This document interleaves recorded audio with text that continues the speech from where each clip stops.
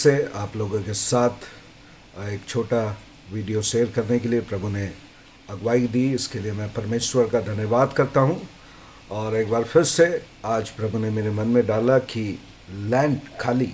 इसके पहले हम लोगों ने एक एस वेडनेसडे और प्लस लैंड दोनों के बारे में देखा था, पर आज प्रभु ने अगुवाई दी कि हम खाली लैंड के बारे में बात करें। ये लैंड भी एज वेडनेसडे की तरह, राख बुधवार की तरह, ये भी 4th सेंचुरी में, 4वीं सेंचुरी में इसका आरंभ हुआ। किसी को भी इसकी पूर्ण जानकारी नहीं है कि पहला बंदा कौन था जो इसको ऑफिशियली रिकमेंड किया। इसकी कोई जानकारी नहीं है। बाइबल तो इसके बारे में बोलती ही नहीं, पर किसने पहला वो बंदा था जो ऐसा करने के लिए बताया, उसके बारे में भी कोई जानकारी नहीं है। इतिहास इसको नहीं बदलाता। ये कहते हैं कि ये रोमन कैथोलिक चर्च के द्वारा आया, और जो नाइसिया का जो ये टीम बनाया गया था चर्च की डॉक्ट्रिन को इस्टेब्लिश करने के लिए, चर्च ऑफ नाइसिया के द्वारा इसको 40 डे के उपवास को ठहराया गया। अगर ये कैथलिक के द्वारा आया है तो हमको लैंड कैथलिक से सीखना चाहिए। तो 4वीं शताब्दी में जब कैथलिकों के द्वारा इसको मान्यता दी गई या आगे बढ़ाया गया, तो उन लोगों का ये मकसद था कि प्रभु यीशु मसीह को उनके बलिदान के लिए श्रद्धांजलि अर्पित करे, कि वो इतनी पीड़ादायक मृत्यु को हमारे लिए सहे।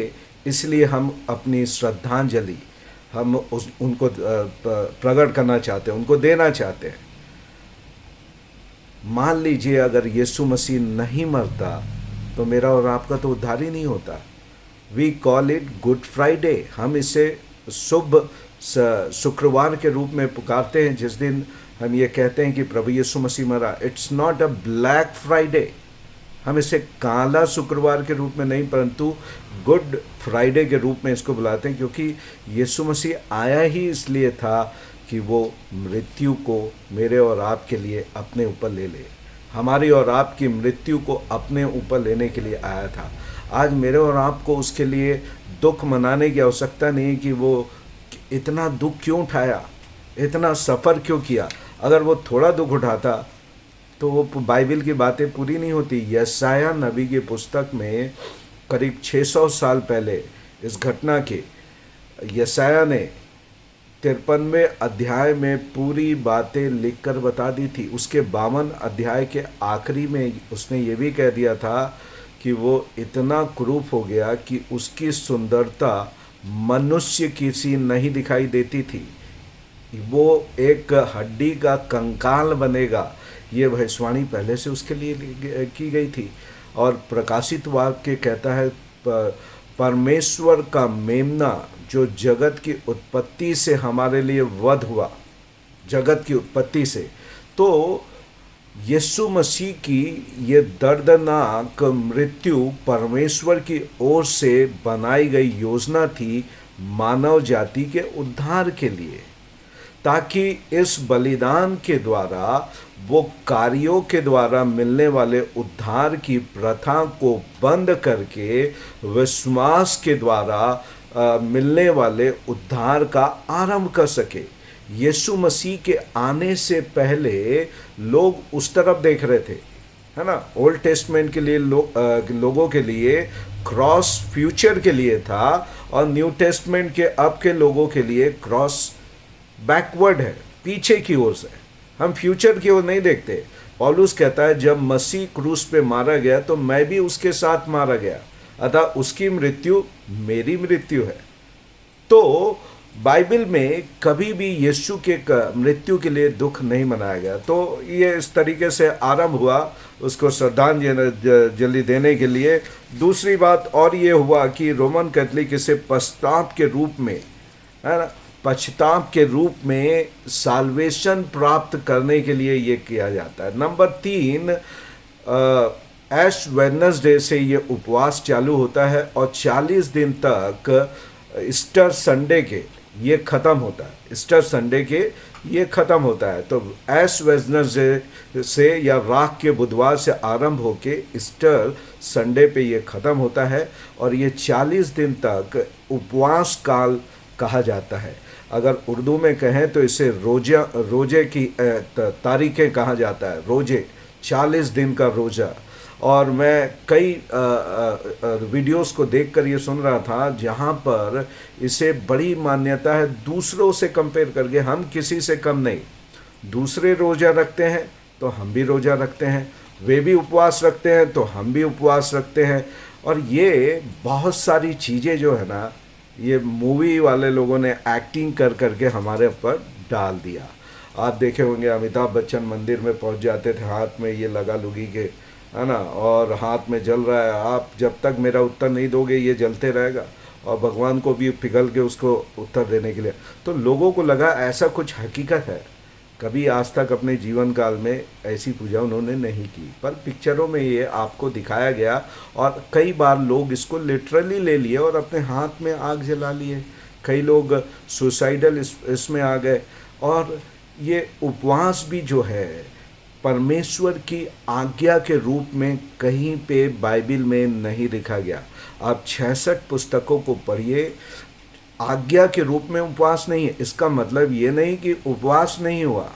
बाइबल में अनेक लोगों ने उपवास किया और अच्छे अच्छे कारणों से ये उपवास किए, पर इसकी आज्ञा और तारीखें नहीं दी गई कि इस तारीख को आपको उपवास करना है, इस तारीख से यहाँ से लेकर यहाँ तक आपको रोज़ा रखना है, कितने दिन के रखना है, कब रखना है।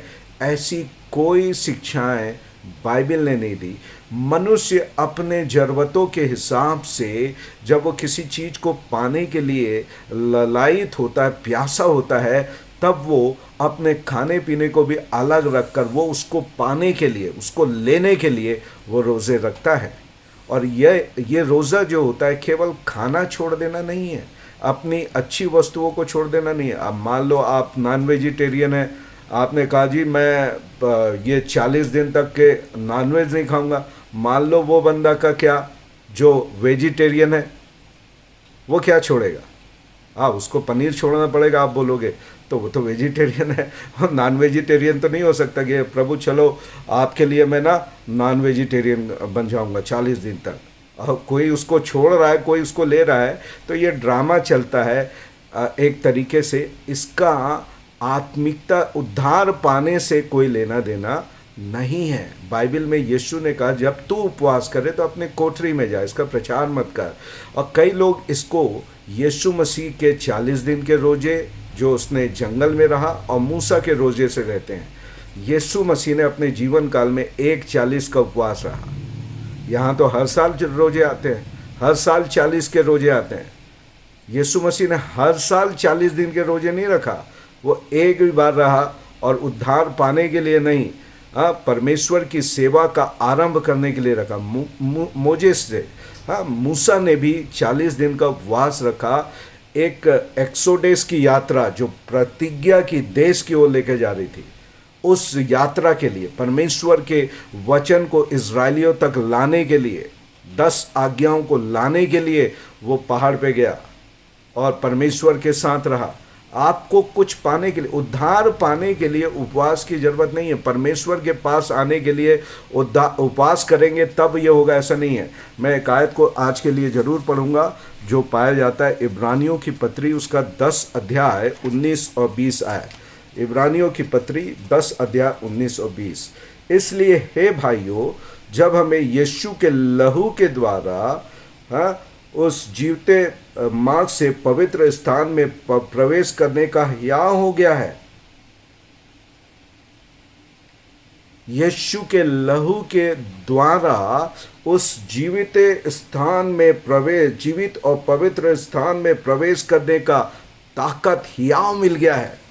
यीशु का लहू परमेश्वर के पास पहुंचने का मार्ग है। आपका उपवास आपकी सहायता कर सकता है, पर इससे परमेश्वर नहीं देखेगा अरे इसने 40 दिन तक मटन नहीं खाया, सिगरेट नहीं पिया, इसने दारू, उसके बाद क्या? उसके बाद तो भरपेट पार्टी ऑन 40 दिन के बाद। क्या केवल 40 दिनों की हमारी प्रतिज्ञा है? जिसके द्वारा हम परमेश्वर के पास पहुंचने का ये कर रहे हैं। ये एक ट्रेडिशन था और ट्रेडिशन चला आया, पर मार्टिन लूथर ने, फिर मैं ये कहता हूँ, जब प्रोटेस्ट किया तो उसने कहा जस्टिफिकेशन, धार्मिकता केवल विश्वास के द्वारा, उद्धार, धर्मी ठहरना केवल और केवल विश्वास के द्वारा।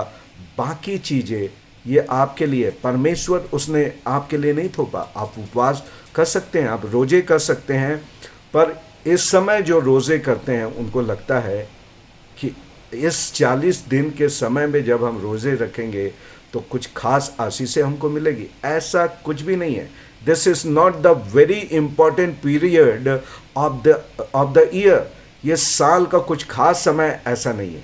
इसलिए मेरे प्रियो, मैं आपको प्रोत्साहित करूंगा कि आप इस धोखे और भ्रम से बाहर आए कि 40 दिन का रोज़ा या ये जो लैंड पर पीरियड का जो रोज़ा है वो खास आशीषों को लेकर आता है। It's a man made theory, doctrine.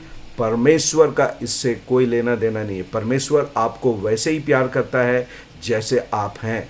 परमेश्वर आपको वैसे ही ग्रहण करना चाहता है जैसे आप हैं, है ना। मैं आपको ये कह सकता हूँ कि जो बड़ा पापी है उसके लिए बड़ा अनुग्रह है।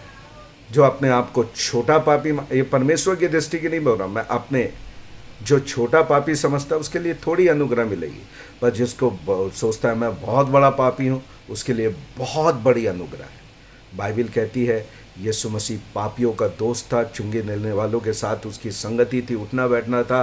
सामरी स्त्री से वो खुद मिलने के लिए गया और उसकी मृत्यु के पहले एक व्यभिचारिणी स्त्री उसके पाँव में गिर कर अपने इत्र डालकर उसको आंसुओं और बाल से पोंछने लगी, आंसुओं से धोने और बाल से। और लोग बोले कि ये भविष्यवक्ता होता तो जान लेता। वो आज आपको भी जानता है, दूसरों को भी। इस रोजे के, ट्रेडिशनल वाले रोजे से बाहर आए। एक मॉन्क बनने का प्रयास ना करें कि मैं अपने शरीर को पीड़ा देके परमेश्वर के ध्यान को आकर्षित करूँगा। आप यूं ही उसको कहें, dad he will be at your presence. आपकी उपस्थिति में वो आ जाएंगे। आप जहाँ भी हैं, जैसे भी हैं, परमेश्वर आपको वैसे ही प्यार करता है। और प्रमाण है आज से 2000 साल पहले का क्रूस, जहाँ पे वो आपके लिए मारा गया, गाड़ा गया और तीसरे दिन जी उठा। God bless you all.